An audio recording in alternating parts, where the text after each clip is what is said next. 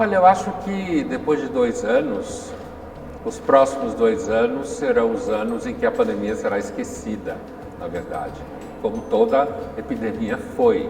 É claro que quem perdeu entes queridos não vai esquecer, mas a memória social ela tende a se desmanchar na medida em que as rotinas voltam ao normal, né? A gente cada vez mais está em ambientes onde pessoas não usam máscaras. Nos aviões eu viajo muito, já não se usa máscara.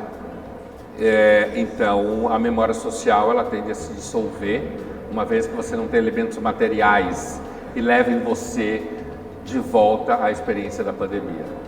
E nesse sentido, as dificuldades que nesse momento, principalmente no começo desse ano, se enfrentou, o fato principalmente de crianças, não tanto na universidade, mas crianças terem perdido conteúdo. A universidade também perdeu, mas como são jovens adultos, deu para costurar um pouco melhor. Mesmo as crianças que perderam conteúdo podem ter ficado distanciadas dos amigos e coisas assim, elas vão esquecer. As crianças que viveram grandes guerras mundiais também esqueceram, porque as nossas não vão esquecer a pandemia. É claro que há um trabalho de recuperação de conteúdo na escola pública que vai continuar sendo fraca, como sempre foi. Então, você tem dificuldades na escola pública que a pandemia simplesmente agravou temporariamente. Mas dificuldade estrutural, problema de investimento, problema de famílias que não apoiam as crianças irem à escola, tudo isso vai continuar a ser como era.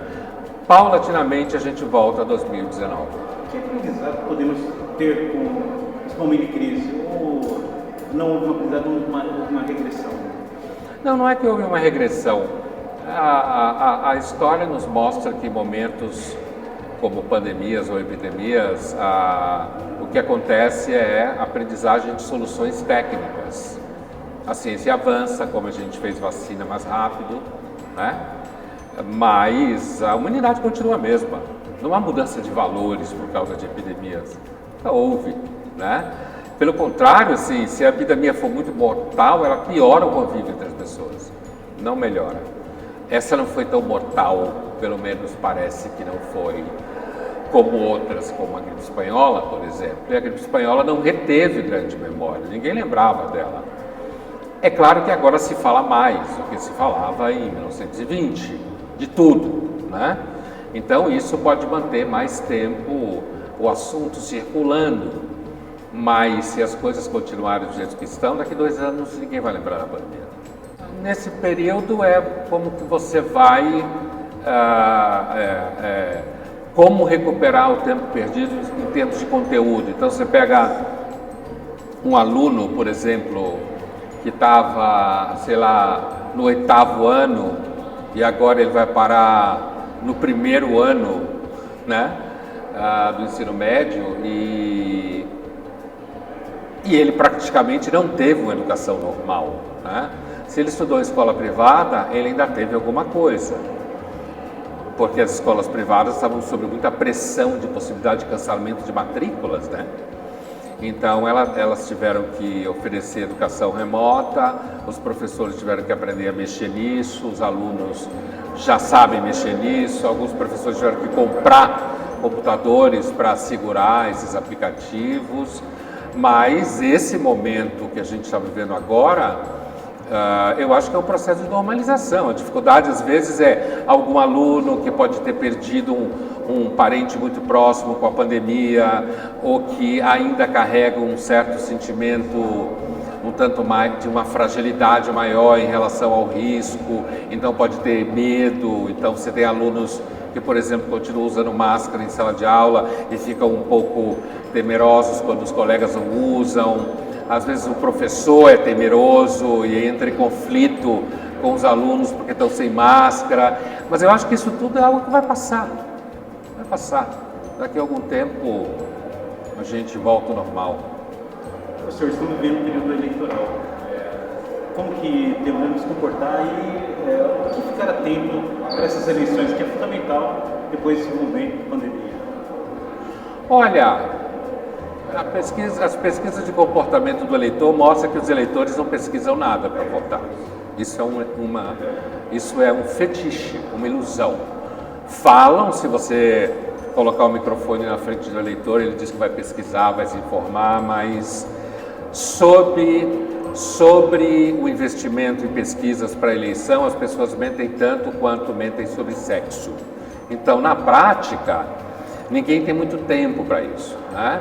É claro que, veja, estamos em eleição, mas o que aconteceu na pandemia quase não é assunto dessa eleição, certo? A gente sabe que a gente teve um governo bastante contraditório com relação a vacina, governo federal, eu quero dizer, com relação a vacinas, né? Por exemplo, remédios, todo aquele debate. Durante tanto tempo se falou da CPI, da pandemia, e hoje ninguém lembra que ela existe. E se você pegar um exemplo, como, por exemplo, o governador de São Paulo, né? Estou discutindo ideologia aqui, que foi, sem dúvida nenhuma, uma figura importante na geração da primeira vacina no país, teve a carreira política completamente destroçada depois da pandemia. Então, a pandemia não parece ser um elemento durante essas eleições. Se discute muito mais como conquistar evangélicos, como resolver o problema da inflação, como dar auxílio para a população muito vulnerável e como falar muito mal do outro candidato. Ou seja, é isso que está aí na eleição. O que as pessoas devem fazer? O que a gente normalmente faz em toda eleição, tentar identificar o menos pior e votar.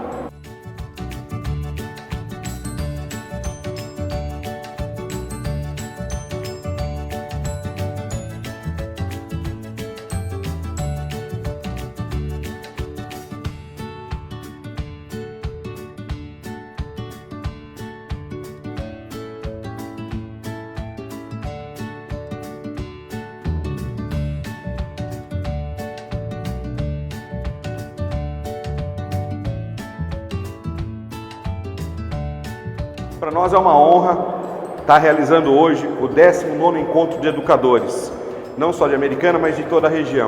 Esperamos hoje receber mais de 1.500 docentes aqui na nossa instituição, já estamos com o nosso auditório cheio.